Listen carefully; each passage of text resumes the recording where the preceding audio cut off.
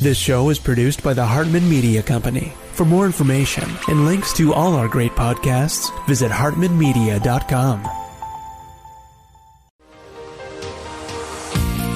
Welcome to the Creating Wealth Show with Jason Hartman. You're about to learn a new slant on investing, some exciting techniques, and fresh new approaches to the world's most historically proven asset class that will enable you to create more wealth and freedom than you ever thought possible. Jason is a genuine self-made multimillionaire who's actually been there and done it. He's a successful investor, lender, developer, and entrepreneur who's owned properties in 11 states, had hundreds of tenants, and been involved in thousands of real estate transactions. This program will help you follow in Jason's footsteps on the road to your financial independence day. You really can do it.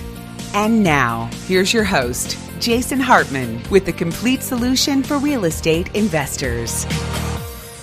Welcome to episode 1868. You know what that means. On Monday, we will have a 10th episode show coming up where we talk about a topic of general interest and life success. We're not all about finance and investing on this show, but that's a big part of life.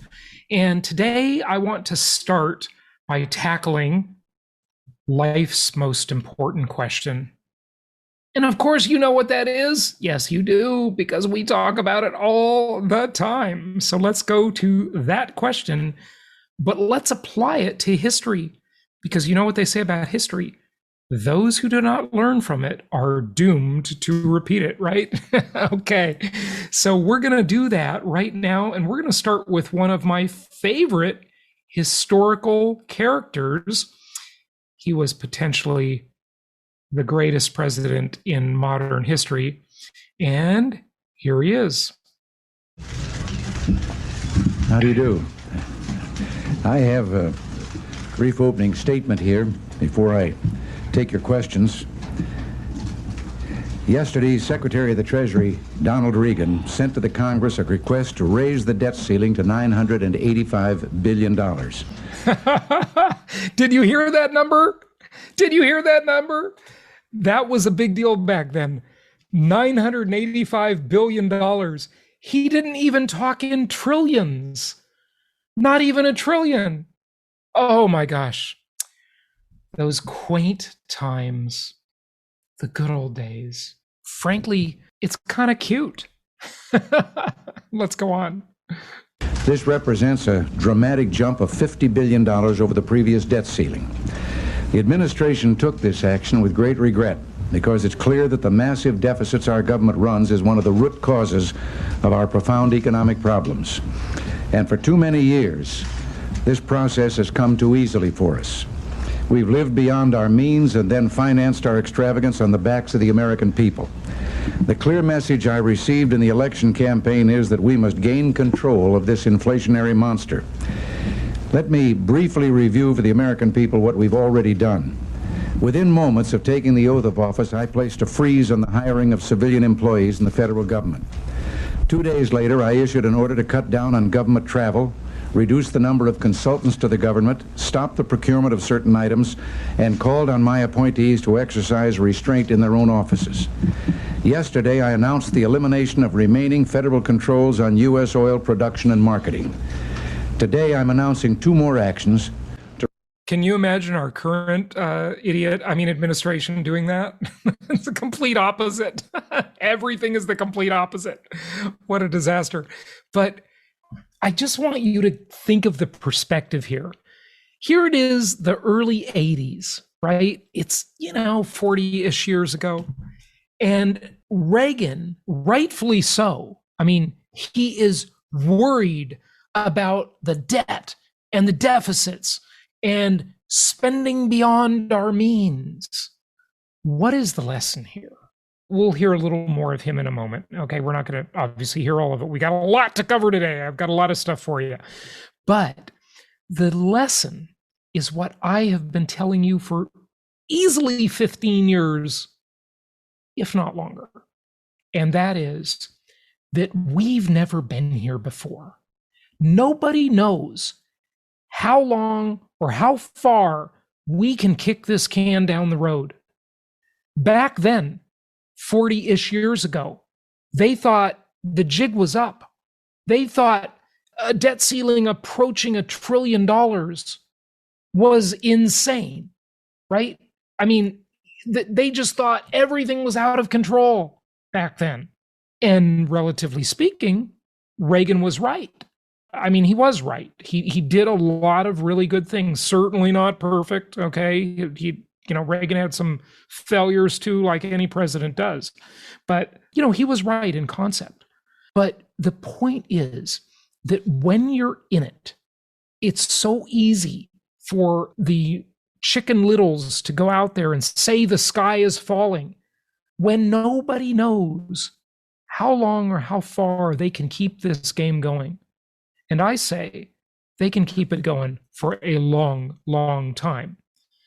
And what happens with that, we will cover in a moment after we listen to a little bit more of Ronald Reagan.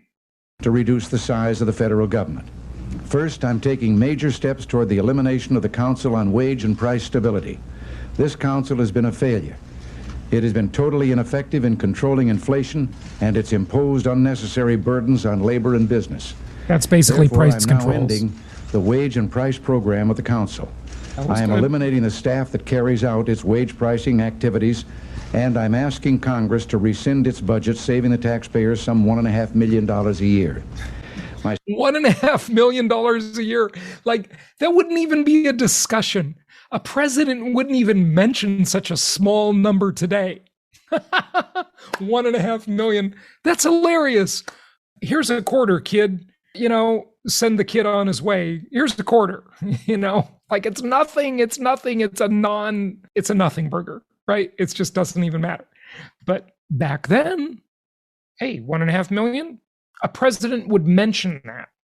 It's relative, right? It's all relative. Of course, you can adjust any of these numbers for inflation, and that would be a smart thing to do. Real inflation and CPI inflation, sure. But just notice the perspective. Like I'm always saying, watch old movies, watch old TV shows, listen to old presidential speeches, read old books, listen to old music. It's all good. My second decision today is a directive ordering key federal agencies to freeze pending regulations for 60 days. Good idea. This action gives my administration time to start a new regulatory oversight process and also prevents certain last-minute regulatory decisions of the previous administration, the so-called midnight regulations, from taking effect without proper review and approval. And remember when they passed Obamacare and Nancy Pelosi, the complete fraud that she is, we got to pass the bill to read what's in it, and they did that like Sunday at, it depends what time zone you were in, but I think it was like 2 a.m. Eastern time or something. It's just unbelievable. And of course, the Federal Reserve was created, right before Christmas, when nobody was paying attention. That's what they always do. It's a complete scam. Everything has become a scam. It's so discouraging. Folks, you hear me on the show. Yeah, I know I rant and complain and stuff, but listen, I sometimes get really disheartened at this stuff.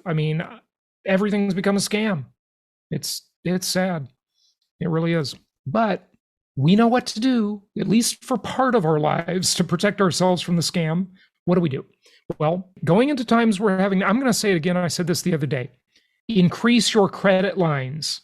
Go to jasonhartman.com/fund and bulk up on your credit lines. Okay? Check out that free class we have, jasonhartman.com/fund. Do that for sure, and do it right after you listen to this. And also protect your assets. jasonhartman.com/protect. These are two things you must do. And you must invest for inflationary times. Because what really happens here is it's just a gradual thing, right? That's always what, it's like, what is that quote? The universe does not end with a bang, it ends with a whimper. And that is so true. As I've said before, the peak of civilization was 1990, 32 years ago. 1990 was the peak of civilization. Don't believe me? Go test the theory. You've heard me talk about it before. Look at how the music changed. Look at how the culture changed. 1990, that was the peak. Before 1990, it was cool to be a winner. It was cool to be a good citizen. It was cool to be going somewhere in life. Now it's cool to be a loser and a gangbanger. And, it's just unbelievable how everything has changed, how the media has indoctrinated a couple generations of people now. It's absolutely incredible. Everything has become a scam. But we know how to invest for it because the whimper that the world ends with is this progressive inflation. And we take advantage of that through inflation-induced debt destruction. But I'm going to show you a couple things after we get done with the Gipper here, and I think they're going to amaze you. Let's listen to a little bit more. All of us should remember that the federal government is not some mysterious institution comprised of buildings, files, and paper. The people are the government. What we create, we ought to be able to control. I do not intend to make wildly skyrocketing deficits and runaway governments simple facts of life in this administration. As I've said, our ills have come upon us over several decades, and they will not go away in days or weeks or months. But I want the American people to know that we have begun. Such a great speaker. And by the way, look at Helen. I mean, is she still around? She was around for a long time. It's amazing. Okay, so let's move on here. Let's take a look at the first chart of today's episode. And it's about rents. Folks, if you think rents are high now, just wait, because rents are getting a lot higher, okay? Rents are going to get a lot higher. Take a look at this. Single family attached versus detached rental price growth. So what do we see here? We've got the attached homes, like condos, townhomes, and detached homes. And you see how they play differently. The detached really sprung up a lot faster. They're about even now, but that rent growth was much more significant much sooner. Detached prices were up 13.7% in April compared to attached home price gains for rent up 13.5%. And by the way, for those of you struggling to come around to the idea that rents are still cheap, yeah, I know, you think that's crazy. All you need to do to understand how cheap rents are in the United States, and I'm not talking about New York City or Los Angeles or some of these crazy cyclical markets, okay? I'm talking about America, right? Broadly speaking, mostly the linear markets and the hybrid markets, right? If you think rents are expensive now, I'll prove it to you that they're not that expensive at all. Let's take a look at this chart before we dive into that too deeply, okay?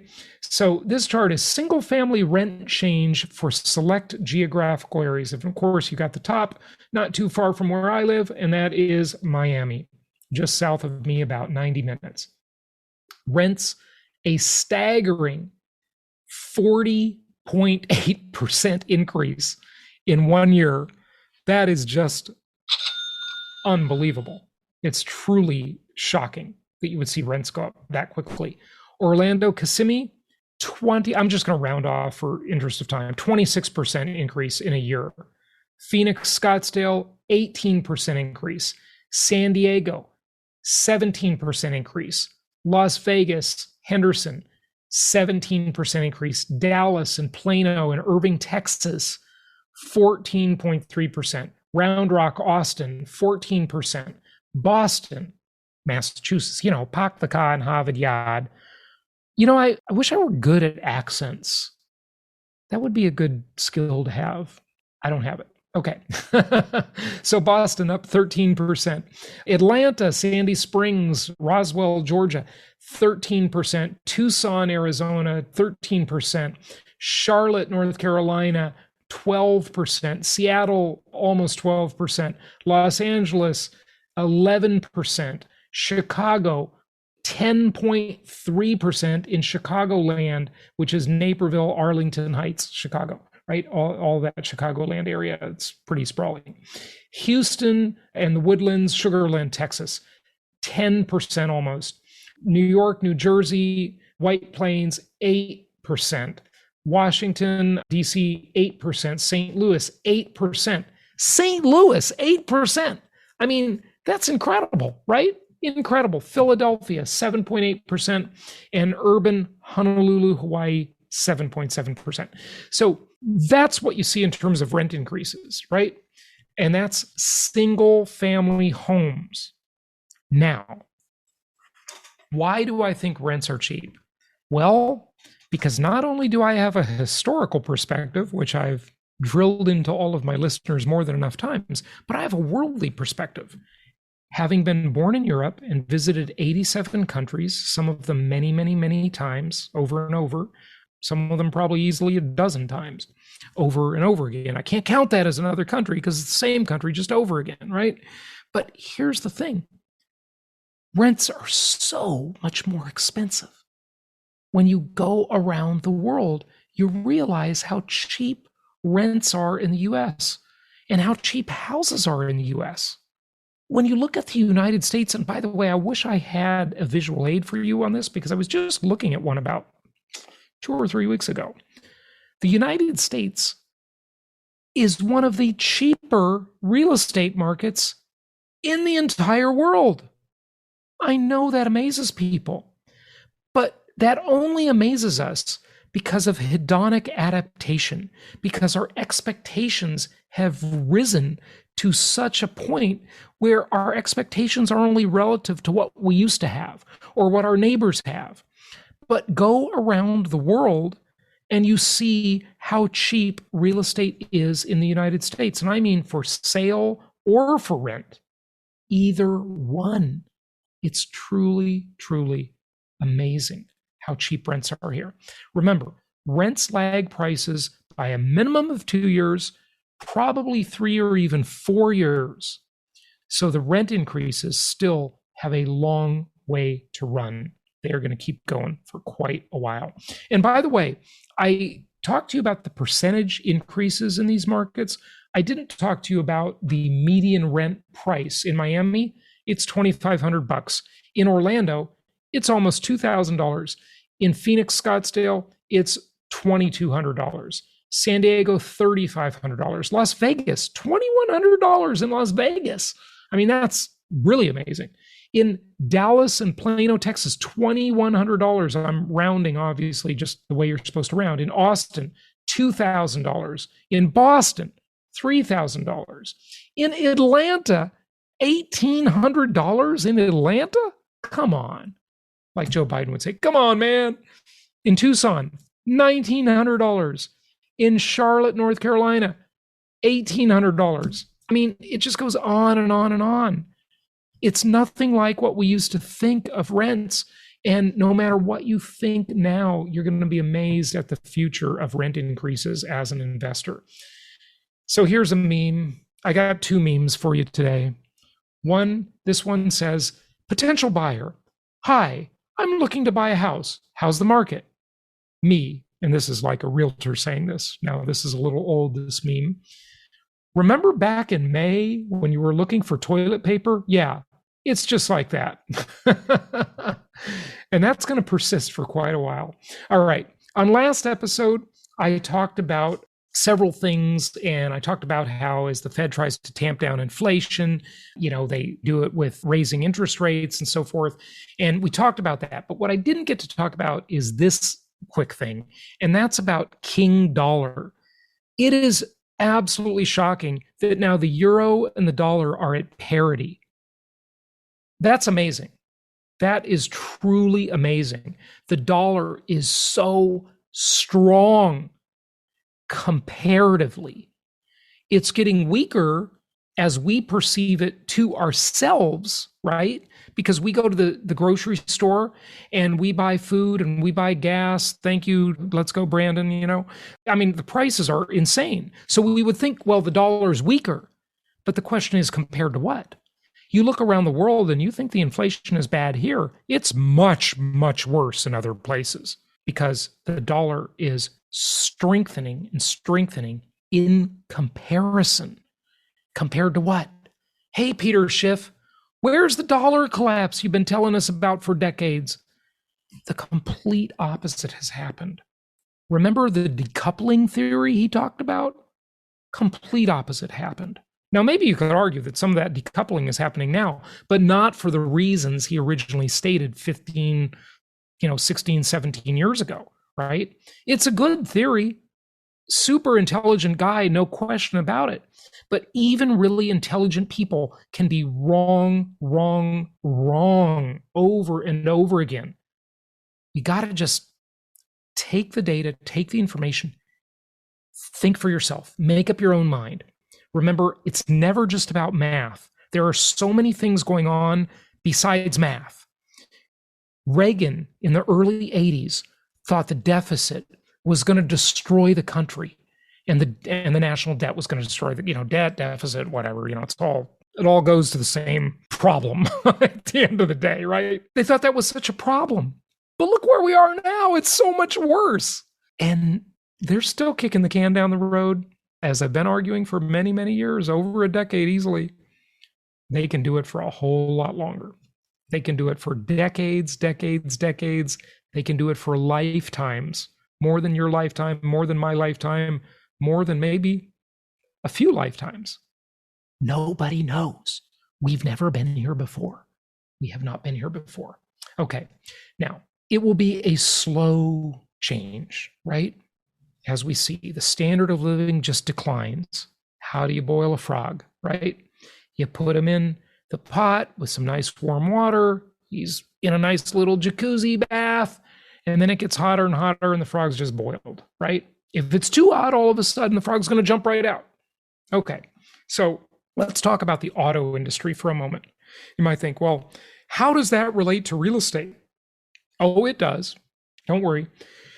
There is another subprime crisis going on, and it's not the subprime mortgage crisis this time. It might be the student debt crisis. We'll see how that one plays out. But today I want to talk about auto loans. Do you know the typical auto loan is about 140% loan to value? Yeah. The LTV ratio, when you finance a house, you get maybe an 80% loan to value or LTV ratio. Well, the typical auto loan is 140%. So these cars are just underwater everywhere you look. And what I've talked about many, many years ago, you've heard me say it before, is that, and I feel bad saying this, I really do, because it just sounds so callous, but it's true, it's reality. Look, if we go into a massive recession again, certainly there's going to be a correction at some point. The stock market has already corrected and is still correcting. The crypto market has suffered a bloodbath and is probably still correcting. Real estate is the last carbon-based, gender-neutral life form standing. I didn't say last man standing. No hate mail this time, right? Anyway, it'll correct eventually. There'll be some correction. But when the correction in prices happens, it'll put upward pressure on rents. And that's the beauty. See, these other asset classes don't have those great multidimensional characteristics. Multidimensional characteristics we have with income property. That's why it's the most historically proven asset class in the entire world. Okay, I say these two things: traveling and owning a car, or at least a late model car, will become a huge luxury. Yeah, just as to all you millennials and Gen Zers out there, moving out and having your own place will become an unheard of luxury. I moved out of the house when I was, 21 years old, right? And now I bought my first rental property when I was 20, but I didn't live in it. I bought that place and I rented it out to somebody else, and I stayed living at home with mom because that was free. I moved out early, and that was, somewhat normal for a Gen Xer like me, that people would move out, right, pretty early. In the olden days, they got married very young, so they move out even earlier many times, right? But nowadays, You got people that are like that movie. Remember that movie, Failure to Launch? That was supposed to be a bashing of 40-year-olds, right? But now you got all kinds of 40-year-olds living with their parents, right? So it's a luxury to have your own place. Soon it will be a luxury to have your own car, because of course the government wants to push us all into mass transit. And if we're not in mass transit, they want us to drive a proletariat electric car, even though the electrical grid could no way power all those cars. Everything's a scam. I mean, just everything's a complete scam. It's unbelievable. So looking at the auto industry here a bit, right? But now I'm going to tell you another thing that's going to become a huge luxury, that's going to be rare that people get to do it. It's coming up. Just wait for it. Got a minute on the auto thing first. Okay, so here's what we've got in the auto business, right? These overvalued, over-leveraged cars, just like we had overvalued, over-leveraged houses in 2005 and 2006. And we know what happened, right?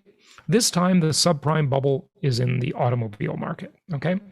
A record 12.7% of people who took out a loan on a new car last month agreed to a monthly payment of at least $1,000, according to Edmunds. That is nearly double the 7% that agreed to that. In other words, 12.7% have a payment over $1,000, but only 7% had that payment a year ago. And more than 6 times the 2% that had that kind of payment in 2010. Now, it makes me wonder if this is inflation adjusted. And that's the question you always want to ask. I don't know if it is. I do not know. It doesn't say that. Why aren't these people writing these articles required to say whether it's inflation adjusted or not? Because you can't do it compared to what, right? Price of a new vehicle, average transaction price was up 13% year over year to $47,000. My first car, when I was 16 years old, now that wasn't a new car, of course. It was a used car, but it cost $700. I bought it from an LA County Sheriff's deputy. It was $700, and I paid cash. You know, when I was a kid, I saved up money and I worked hard and I had money, you know. It was kind of cool. I mean, I went out and earned my own money. Okay, so that's that part. Now, Lucky Lopez, oh boy, what a name, a car dealer who specializes in repossessed vehicles, told Barron's that the share of subprime auto loans that end up as repossessions almost doubled since 2020 to 11%. Overall, 5.36% of the subprime auto loans were severely delinquent in May, 138 basis points higher than a year ago, according to Cox Automotive. Even more concerning, Lopez said, is that prime, so these aren't subprime auto loans, these are prime auto loans, good borrowers, okay, good borrowers, normal auto loans, like, you know, and I assume they include leases in there, like my car lease, right? I've got good credit, I've got a good lease rate. So these prime repossessions, where borrowers had high credit scores, is at a 4% rate, double the usual 2% rate. Wow, that's just amazing. So mark my words, it's going to be a luxury to have a car, or at least have a late model car. Now, what did I want to say before that I said sounded callous? Here it is. And I've said this before. Look, economics is a relative game. So if there's a big economic recession and everybody gets poorer, now it's never even, because, you know, the people listening to this show have figured out how to game the system. That's what I'm teaching you. You got to have financial self-defense. You're learning that here, so I'm glad you are. But most people will get poorer. And by comparison, by answering the compared to what question, all you have to do is be ahead of them. It's like that old story of the two hikers who are hiking in the woods, and they see a bear, and the bear starts charging at them, and one of them stops to tighten his shoelaces. And his friend says, "Hey man, come on, you can't outrun a bear. Why are you tightening your shoelaces?" And he says, "I don't have to outrun the bear. I only have to outrun you." And that's the sad but very true reality of the way economics works, okay? All you have to do is be better off than most of the others. because the prices of everything in the marketplace will adjust. Goes up, goes down, recession, economic boom time, stagflation, inflation, deflation, whatever, right? It always just adjusts. So all you've got to do is be ahead of everybody else. Be ahead of the on the bell curve, right? Look at it like a bell curve. That's maybe a good way to look at it. Okay. Now, here's my other meme for today. And if you're only listening on audio, it's funny. And it's this complete moron with, big weird piercings all over the place and tattoos in all the wrong places. They say, my generation will start a revolution. They're upset, right? And then the old army guys, your generation couldn't even start a lawnmower. I love that. It's so true. I mean, it's just so true. So sadly true. All right. Here's the other luxury that is going to become a rarity. As economic times change, the middle class is continuing to be hollowed out. The destruction of the middle class has been underway for decades, and it's coming to a real inflection point. We all see it, right? Travel is the other big luxury. So having your own house, you should get your own house when you're in your early 20s. That's the old normal. Right now, hey, you'd be 40 something and still living at home with your parents, right? Having a late model car or any car at all, another big luxury. Travel. Here's an article. Getaways have become costlier than ever, except maybe for travelers looking for a cruise, Hope writes. Why it matters. Cruise lines are still rebuilding from an industry-wide shutdown in 2020. State of play, the average daily rate for a U.S. hotel room was $153 between June 26th and July, up 19.7%. So hotel rates have skyrocketed. Hospitality data and analytics company STR tells Axios. This is an Axios article, by the way. Okay. Meanwhile, airfares have climbed about 30% higher. Boy, have you tried to book a flight lately? It's a lot more expensive. Let's go, Brandon. Okay, fuel cost is a huge component, and staffing costs too, because there's no workers. There's a nationwide labor shortage, right? And so these airlines have really struggled to get staff. It takes a lot of people to run an airline. But average cruise prices for the month between June 11th and July 11th were 17% lower, according to Tynan Smith of Cruise Sheet.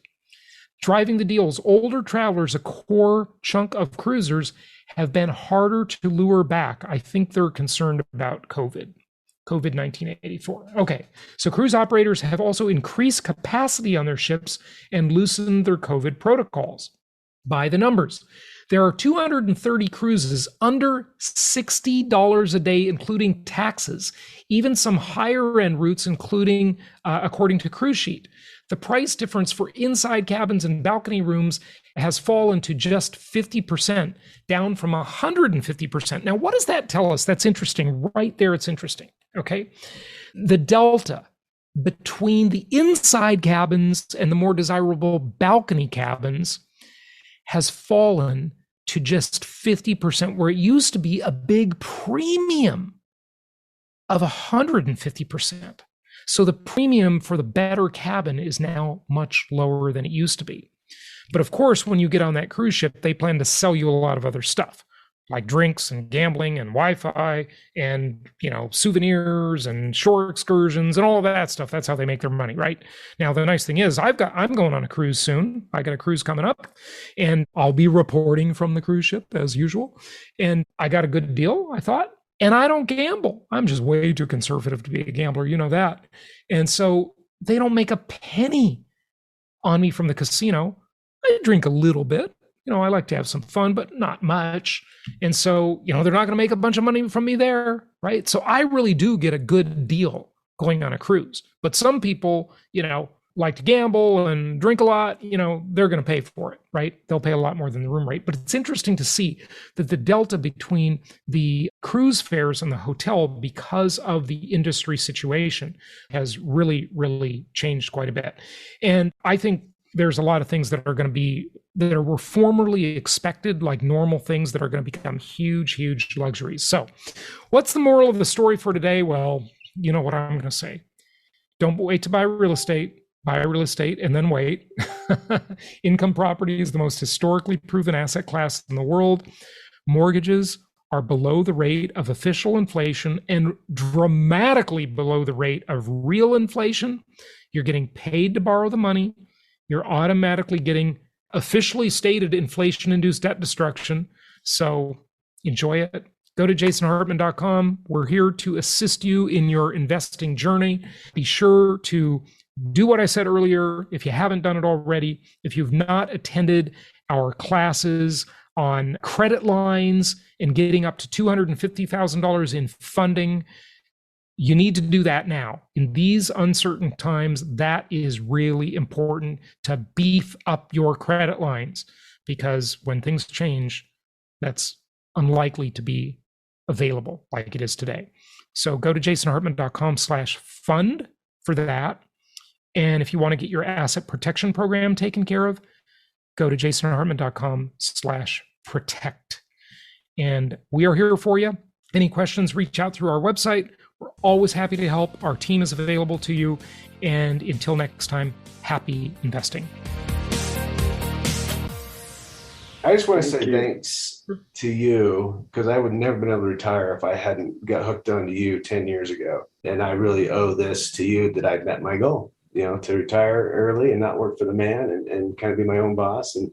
And I would never been able to do that had I not. I guess I was a little discouraged 10 years ago, but hooking onto your podcast and learning from what you were teaching has made this all possible. Thank you so much for listening. Please be sure to subscribe so that you don't miss any episodes. Be sure to check out the show's specific website and our general website, hartmanmedia.com, for appropriate disclaimers and terms of service. Remember that guest opinions are their own, and if you require specific legal or tax advice or advice in any other specialized area, please consult an appropriate professional. And we also very much appreciate you reviewing the show. Please go to iTunes or Stitcher Radio or whatever platform you're using and write a review for the show. We would very much appreciate that. And be sure to make it official and subscribe so you do not miss any episodes. We look forward to seeing you on the next episode.